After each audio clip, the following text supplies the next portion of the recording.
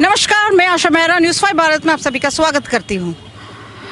आपको पता है एसएससी जीडी स्टूडेंट 2018 के बैच जो रिटन टेस्ट पास है, physical fit candidates, medical fit candidates आज देश के विभिन्न राज्यों में सड़क पर उतर आए हैं।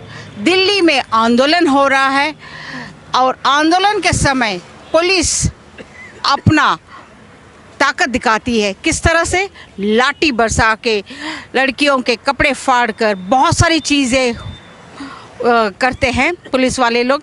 आप लोग मेरा वीडियो देखिए, उसमें पता चलेगा आपको किस तरह से ये आंदोलन उनका हो रहा है। और दूसरी बात, उनको जेल भेजा जा रहा है, सारा कुछ। अब दुविधा में एसएससी जीडी स्टूडेंट है।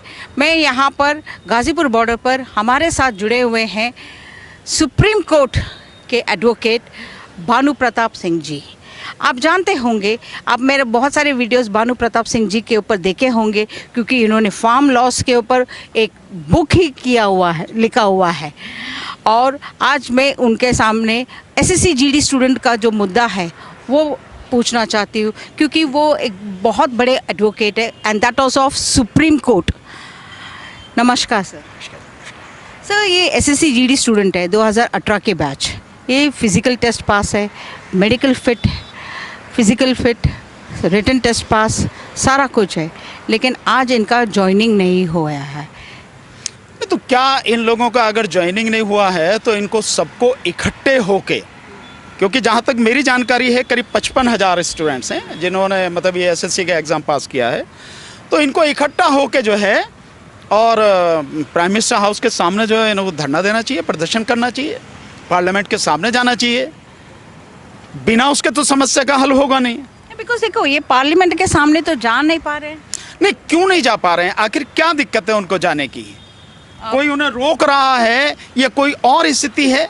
अगर कोई भी बात है तो आपको मिलेगा कहाँ से? आप देखिए, सरकार ने लिया है, एसएससी का है तो सेंट्रल गवर्नमेंट का है, अलग अलग स्टेट्स में जैसे भी है। तो आपको गवर्नमेंट के सामने जाके जब वो सुन नहीं रही तो बात तो वहीं करनी पड़ेगी, प्रदर्शन तो वहीं करना पड़ेगा। जैसे आप देखें, आज इस समय जो हम खड़े किसान आंदोलन में खड़े हैं, तो किसान आंदोलन किसान बिलों के विरोध में जो संघर्ष कर रहे हैं, किसके खिलाफ कर रहे हैं? गवर्नमेंट के खिलाफ, सेंट्रल गवर्नमेंट के खिलाफ।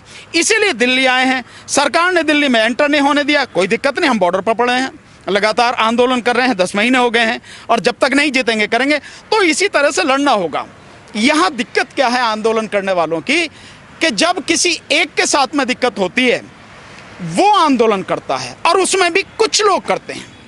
जहाँ तक मैं समझ पा रहा हूँ ये 55,000 लोग हैं। अगर ये 55,000 के 55,000 इकट्ठे होकर आंदोलन करें तो संभव नहीं है सरकार इनकी मांग को ठुकरा दे। निश्चित रूप से मानेगी, लेकिन जब प्रदर्शन करना होता है तो आते हैं 200, 400, 500 लोग, तो बाकी कहाँ जाते हैं? तो आपस में ही आप अपने ही मतलब के लिए, अपने ही कॉज के लिए इकट्ठे नहीं हैं। एक बात।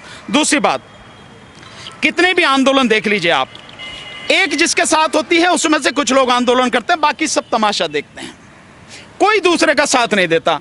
मैं इसका उदाहरण आपको बताता हूं। ये किसान आंदोलन चल रहा है, किसानों के अलावा कौन साथ दे रहा है इसमें? सबकी चांद पे जूते पड़ रहे हैं, सबको डंडे पड़ रहे हैं, सबको तबाह किया जा रहा है, लेकिन कोई साथ नहीं दे रहा। इतनी बड़ी संख्या में, करोड़ों की संख्या में स्टूडेंट्स हैं, क्या उन्हें साथ नहीं देना चाहिए इस किसान आंदोलन का? अगर वो सारे के सारे इकट्ठे होकर यहाँ साथ आ जाएं तो सरकार के घुटने एक ही दिन में टूट जाएंगे, और फिर किसानों की समस्या नहीं, उनकी भी समस्या हल होगी।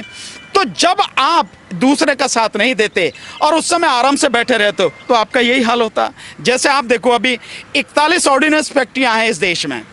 उन ऑर्डिनेंस फैक्ट्री में 84,000 लोग वर्कर हैं। वो 84,000 वर्कर अपने लिए आंदोलन नहीं कर पा रहे हैं। सरकार ने बैन लगा दिया गया, हड़ताल करोगे तो 1 साल की सजा और 10,000 रुपये जुर्माने। और अगर कोई साथ देगा, उनका चंदा देगा, सपोर्ट करेगा, उसको जो है 15,000 रुपये जुर्माने और 2 साल की सजा। बैठ गए, बिलों में घुस के बैठ गए 84,000 लोग। ठीक इसी तरह से केवल यही स्टूडेंट्स नहीं हैं। आप देखें, इस समय जो है लखनऊ में चले जाएं, लखनऊ के इको पार्क में यही सब कुछ चल रहा है, वहाँ भी सबको ज्वाइनिंग लेटर चाहिए। इसके अलावा मतलब अलग अलग जगह पे ऐसे ही आंदोलन चल रहे हैं, पर सब अपनी अपनी कर रहे हैं। क्यों इकट्ठा होकर क्यों नहीं लड़ते हो भाई? सबकी समस्या यही ना कि सबको सरकार ने ही दुखी किया है, सरकार से ही हक चाहिए, सारे मिलके क्यों नहीं लड़ते हो? इकट्ठा होकर लड़ेंगे, सबकी समस्या का समाधान होगा। अकेले अकेले लड़ेंगे तो यही होगा। अच्छा, पिछले दिनों ये इनकी जो अपॉइंटमेंट है ये कौन करता है? नहीं, इनकी अपॉइंटमेंट मैं मिनिस्ट्री के बात कर रही नहीं, मिनिस्ट्री है तो मैं समझता हूँ होम मिनिस्ट्री के अंडर में होगा ये, और कौन होगा इसके अलावा। बाकी मुझे नहीं पता एग्जैक्ट कौन सा है डिपार्टमेंट, तो होम मिनिस्ट्री के अंडर में ही होना चाहिए सारे के तो सारा। सर, मैं इसे- या कोई और हो सकता है, एग्जैक्ट मुझे मालूम नहीं है। पर बात ये है कि ये तो सामूहिक जिम्मेदारी है ना, किसी भी विभाग में हो, सरकार की सामूहिक जिम्मेदारी है। नहीं, मैं इसीलिए प्रश्न पूछ रही हूँ क्योंकि आप सुप्रीम कोर्ट में हो और आपके हायर नॉलेजेस, आपके जो एकदम जो नॉलेज है आपका, जो आपका प्रोफेशन है, उसके हिसाब से इनको ज्वाइनिंग अब ये तक क्यों नहीं स्टाफ सिलेक्शन कमीशन है ना, तो उस कमीशन के ही द्वारा ये होता होगा, और ये कमीशन के माध्यम से सारा जब एग्जाम हुआ है तो वही इसको सेलेक्ट करेगा जो वो अंडर में आता होगा। वो मैं समझता हूँ अगर होम मिनिस्ट्री नहीं तो जो मानव संसाधन विकास मंत्रालय उसके अंदर में आता है। केवल यही मंत्रालय हैं जिनके अंडर में ये आता है, तो उनके सामने आप बात रखोगे, प्रदर्शन करोगे, इकट्ठे होकर मिल के जाओगे ना, तभी तो बात होगी। ऐसा तो कोई कर नहीं रहा। नहीं, अगर नहीं है तो आप सुप्रीम कोर्ट चले जाओ। अगर आपको लगता है कि भी कोर्ट ये नहीं कर रहे हैं सरकार, तो उसके खिलाफ जाओ आप सुप्रीम कोर्ट। नहीं, इनको लाठियां बसाया जा रहा है, वहां तक पहुंचने नहीं दिया जा मैम, रहा है। लाठियां तो बजेंगी। जो सरकार है वो बहुत बेरहम और बेदर्द सरकार है, और किस तरह की सरकार है इसे कहने की जरूरत नहीं है। जो सरकार लोगों से पैसा लूटती हो, अब मैं ये सीधा आरोप लगा रहा हूं, जो सरकार लोगों से जबरदस्ती पैसा लूटती हो, इसे अंग्रेजी में एक्सटॉर्शन कहते हैं। और जो सरकार जिसका प्रधानमंत्री बेईमान हो, अब ये शब्द इस्तेमाल मैं कर रहा हूं, आप देख रहे हैं पीएम केयर फंड की जो बात हो रही है, जो दिल्ली हाई कोर्ट में मुकदमा डाला गया है, और ये बताया जा रहा है प्रधानमंत्री ऑफिस की तरफ से जो सेक्रेटरी आया है कि ये जो पीएम केयर फंड है ये सरकारी नहीं है, प्राइवेट है। अगर ये प्राइवेट है तो प्रधानमंत्री क्यों लिखा है? मोदी लिखो ना आप, नरेंद्र मोदी लिखो आप। और प्रधानमंत्री चेयरमैन क्यों है? गृह मंत्री जो है आपके अमित शाह, रक्षा मंत्री राजनाथ सिंह, और साथ में वित्त मंत्री निर्मला सीतारमण, ये उसके मेंबर क्यों हैं? आप इतनी बड़ी उस पर कैबिनेट मंत्री हो ना, जो टॉप के जो 4 पद होते हैं उन पे हो आप उसके मेंबर हो। और प्रधानमंत्री का जो कार्यालय साउथ ब्लॉक में है, राष्ट्रपति भवन के सामने जो साउथ ब्लॉक है, प्राइम मिनिस्टर का वो ऑफिस, उसका पता है, वही वेबसाइट है जो प्रधानमंत्री की वेबसाइट है, पीएम केयर फंड, pmcare.gov.in करके, वही वो है, सारा सब कुछ है। और जितने भी सरकारी कर्मचारी हैं वही उसको देखते हैं जो प्रधानमंत्री कार्यालय में है। फिर भी आप कह रहे हो कि ये सरकारी फंड नहीं है, सरकारी जो है वो नहीं है, आप इसका खाता वगैरह कुछ नहीं है, ये सब प्राइवेट है, और इसको आरटीआई में नहीं ला सकते, आरटीआई से इंफॉर्मेशन नहीं दी जा सकती, इसका जो सीएजी ऑडिट नहीं कर सकता। सर, बट ये फंड कहाँ से आया? वही मैं वही बात बता रहा हूं। और आपने जबरदस्ती सरकारी कर्मचारियों से 1 दिन से लेकर 3 दिन की उनकी तनख्वाह पीएम केयर फंड में ले ली। सरकारी लोगों से, सरकारी अधिकारियों कर्मचारियों से लिए 1 दिन से लेकर 3 दिन की तनख्वाह उनकी आपने पीएम केयर फंड में ले ली। जबरदस्ती आपने उनकी इच्छा के विरुद्ध ले ली आपने। केवल डॉक्टर्स ने विरोध किया, उन्होंने नहीं दिया, बाकी किसी ने विरोध नहीं किया, सबने ले लिए। रेलवे के कर्मचारियों से लिया, 500 करोड़ तो सेना से ले लिए प्रधानमंत्री ने पीएम केयर फंड में। इसके अलावा जितने पीएसयूज हैं जिनको बेचा जा रहा है, 196 पेज की 2 वॉल्यूम में किताब बना के प्रधानमंत्री लेके आए ना, जिसको कह रहे हैं नेशनल मोनेटाइजेशन पाइपलाइन, मौद्रीकरण जो वो बता रहे हैं उसको, उसमें कीमत लिखी है कि 1,60,000 करोड़ में बेचेंगे रेलवे को, 1,52,000 करोड़ में 1,52,000 करोड़ में रेलवे को, और 1,60,000 करोड़ में वो बेचेंगे सड़कें जो है 26,700 किलोमीटर। वो जो लाए हैं सारे, उन्हीं पीएसयू से 2,105 करोड़ रुपए पीएम केयर फंड में ले लिए।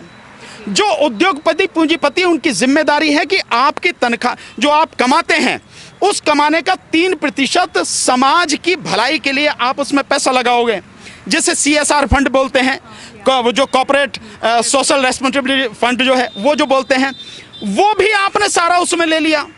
बैंक कर्मचारियों से आपने तनख्वाह उनकी ले ली, आपने बैंकों से पैसा ले लिया, आपने विदेशी जो कंपनियां उनसे पैसा ले रहे हैं, रशिया की डिफेंस की कंपनियां हैं उनसे आप पैसा ले रहे हो। और इसके अलावा जो उद्योगपति हैं वो कोई 100 करोड़, कोई 50 करोड़, कोई 500 करोड़, कोई 1,50,000 करोड़ सबसे ले रहे हो। तो क्या है ये जबरदस्ती पैसा लूटने, हफ्ता वसूली से बोलते हैं। और क्या है ये भाई? आप प्रधानमंत्री का नाम आप मोदी के नाम से लेते ना, आप आप अमित शाह के नाम से लेते पैसा, नहीं ले रहे ना। तो जिस देश का प्रधानमंत्री एक्सटॉर्शन करता हो, हत्या वसूली करता हो लोगों से, और बेईमानी से ये जो एक अनोखा नया फंड बनाया पीएम केयर फंड, ये बेईमानी का फंड, जिसमें जो उद्योगपति उनसे ले रहे, बिना काम के तो कोई देगा नहीं। अगर वो आपको 100 करोड़ देगा तो कम से कम 10,000 करोड़ का काम लेगा, यही होगा ना। यही हो रहा है और आप उसकी जानकारी नहीं दे रहे। जिस देश का प्रधानमंत्री ऐसा हो, गृह मंत्री, वित्त मंत्री और रक्षा मंत्री ऐसा हो, उन सारे लोगों से आप क्या उम्मीद कर रहे हैं? आपको क्या देंगे? कैसे करें? उनसे मिलकर लड़ना पड़ेगा, इकट्ठे होकर लड़ना पड़ेगा, ताकत बन के लड़ना पड़ेगा। किसान लड़ रहे हैं, अकेले कोई साथ नहीं दे रहा, आओ ना साथ में, किसानों का साथ दो। तुम भी तो किसानों के बेटे होंगे, ये जितने भी हैं किसान मजदूरों के तो बेटे होंगे। दो साथ, नहीं साथ दे रहे हैं, सब अलग अलग अपनी ढपली अपना राग कर रहे हैं। तो ऐसे ही होगा। और दूसरी बात, जब तक भीख मांगते रहोगे यही हाल तुम्हारा होगा। भीख जब तक मांगते रहोगे और जब तक ये पंजा जो है ना शेर की तरह करके अपना हक छीनने की कोशिश नहीं करोगे, उस स्थिति में नहीं आओगे, तब तक तुम्हें कुछ नहीं मिलेगा। मैं लोगों को देखता हूँ, लड़के हैं, सुबह सुबह आप चले जाइए, शाम को चले जाइए, गांव के किनारे सड़क पे जो भागते रहते, पसीना निकाल रहे हैं, अंडरवियर बनियान में है और जो उसमें ट्रैक सूट में पसीना निकालते रहो पसीना, तुम्हारा खून भी निकल जाएगा तो भी नौकरी नहीं मिलेगी, क्योंकि सरकार ने नौकरियां बंद कर दी। इसको समझो आप। पुलिस में लाखों की संख्या में नौकरियां जो हैं वो खाली पड़ी हैं, प्राइवेट पुलिस बनानी शुरू कर दी। मैं भी आगरा में था, वहां पे मुझे पता लगी कि ट्रैफिक पुलिस ये प्राइवेट हो गई है। अब आप समझिए, यानी पुलिस भी प्राइवेट हो रही है। तो तुम पसीना निकालते रहो, तुम्हें क्या मिलेगा? कुछ नहीं मिलना है। इसके अलावा सेना में 2 लाख भर्तियां खाली पड़ी हैं, वो से नहीं निकाल रहे हैं। सब जगह उन्होंने जितने भी अप्रूव पद हैं उनको सबको बंद कर दिया है, नई भर्ती निकलेगी नहीं। जो रिटायर हो रहा है खत्म कहानी। और सब कुछ जब बेच देंगे तो लोगों की जरूरत ही कहाँ है? तो लोगों को चाहिए इस चीज को समझें।